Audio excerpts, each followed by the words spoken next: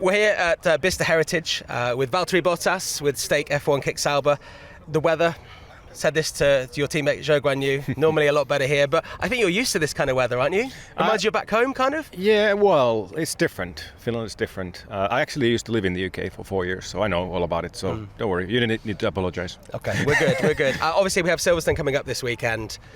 If I was to just throw at you your happiest memory of Silverstone, that could be on track, it could be something funny in the paddock. What would you say to me as this incredibly loud car is driven around behind us? Yes, happiest moment in Silverstone. I think I've definitely been on the podium there with F1. I've had a pole position. That's awesome. But actually, in my junior category years in Formula Renault in 2008, I had an awesome race weekend in Silverstone. So going back 15 years, I've got some good memories. But if I choose one, then I'm going to say my pole position in Silverstone. Always a good way to start. Yeah. When you look at Silverstone, you look at the calendar, where does that rank in terms of your favourite tracks? It ranks really high. As a track, it's really flowing fast. Everyone likes it, and as a weekend as well. You know, the atmosphere is there every year, no matter if it's rain or sun. There's people watching and supporting. I think nowadays it's pretty crazy numbers actually per weekend what Silverstone gets, and it's good to see. So definitely a Grand Prix which has a history as well, and I think it definitely belongs in the calendar. I think it's the biggest attended sporting event in the UK, and given how much we love football and we love rugby and cricket, you know, to have the F1 huge. Weekend, it is absolutely massive. Ice hockey in the UK, I know you're an ice hockey fan, isn't quite that big yet, but maybe it'll get there one day. When you kind of look at the races we've had this year and the season we've had in general in Formula One, it must be good that it's more competitive this year. We haven't got one guy that's just winning all the races.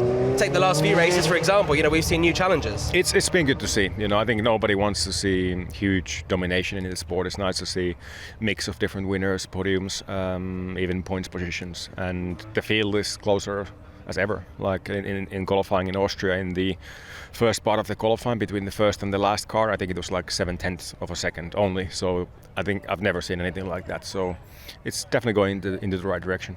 When we look at the teams that your team is battling against, what do you make of teammates, like let's say for the Alpine cars at the moment? You know, there's stuff going on there. We know one of the drivers is leaving there, and we saw the incident in Monaco. Like, what do you make of those sort of what makes a good teammate for you?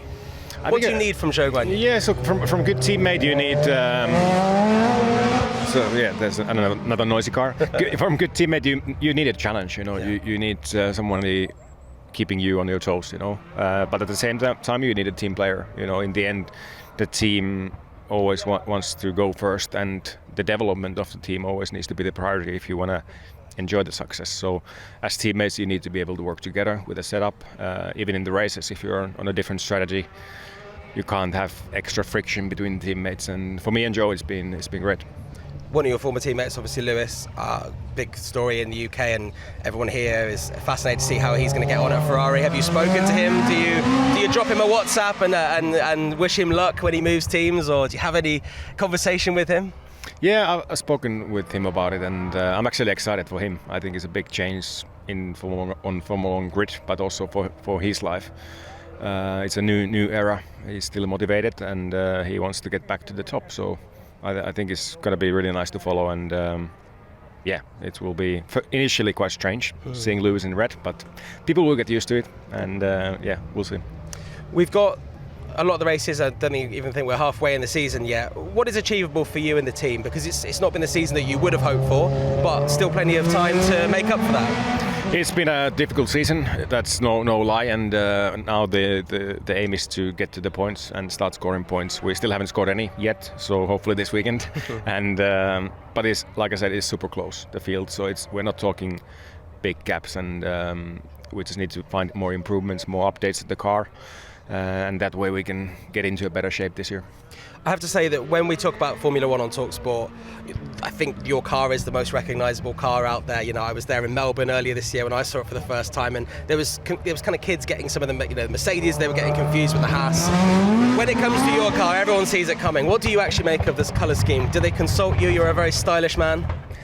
Initially, it took some time to digest when I saw it. Like I was like, "Wow, that's bright," but now I'm used to it. It's just how it goes. And like you said, even our pitch crew, I can't miss it. So it's easy to see. We've got to talk about why we're here, and that is because you've been trying out this synthetic. Well, not synthetic. It's kind of clean fuel because Paddy's been telling us about this.